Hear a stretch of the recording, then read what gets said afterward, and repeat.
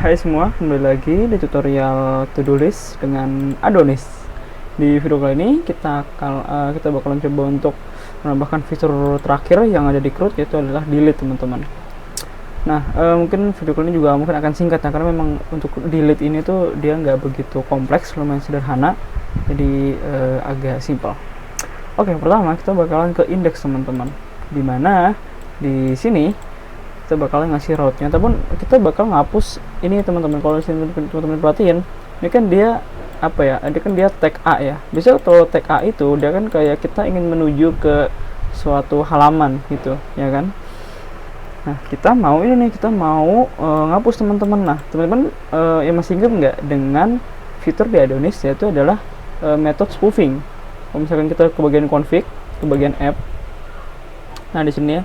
Di sini method spoofingnya, kalau misalkan teman-teman masih false, bisa diubah ke true ya. Jadi method spoofing itu memungkinkan kita untuk menggunakan metode-metode HTTP yang ini seperti put, patch, dan juga delete.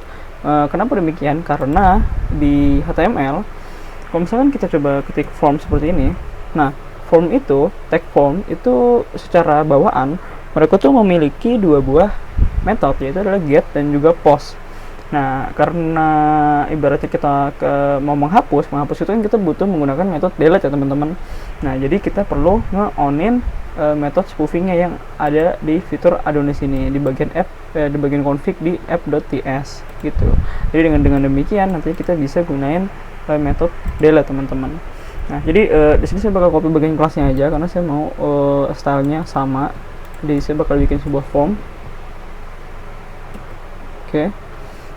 Untuk ini kita bikin post aja, bebas, boleh get juga boleh.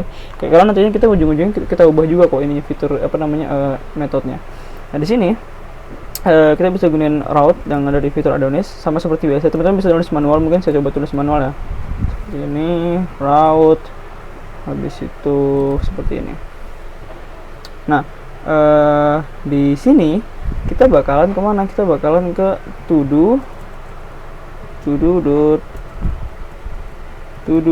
destroy. Nah, demikian karena metodenya, teman-teman perhatiin di metode to-do controller ini kan kita gunain resource controller ya. Nah, biasanya itu route-nya itu akan mengikuti dari metodenya, teman-teman. Gitu. Jadi to-do destroy, setelah itu dia butuh nerima ID, yaitu adalah ID t.id. Gitu. Coba ngomong ini bener nggak sih? Saya takut sini, takut error. Coba copy route.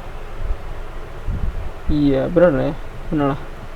Oke, benernya cuman bedanya dia agak dempet aja. Kasih spasi coba. Setelah itu di bagian akhir dari sini, teman-teman, nah kita bisa nambahin tanda tanya, underscore, habis itu method, habis itu delete. Kenapa delete ya? Karena kita mau menghapus gitu ya. Kalau teman-teman pengen update ya berarti patch gitu, atau put gitu. Nah, lalu di bagian formnya kita bakal bikin sebuah button seperti ini saja, simple. Masuk kelasnya adalah btn danger.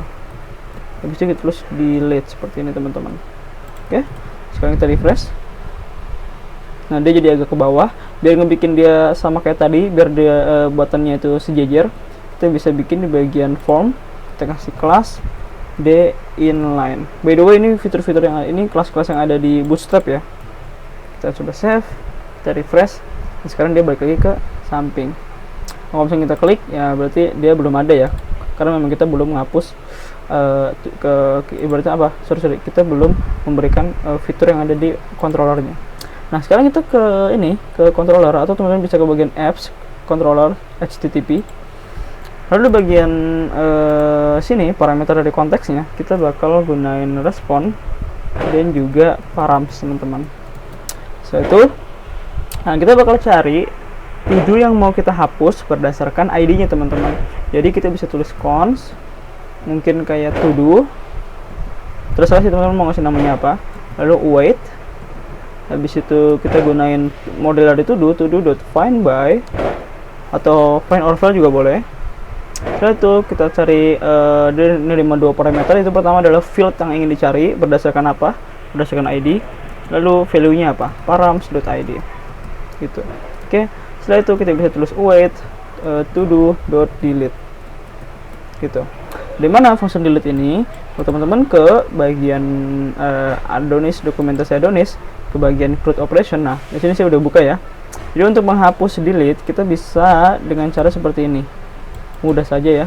Jadi dengan kita cari dulu mana yang mau kita hapus, yaitu kita await, habis itu delete, simple.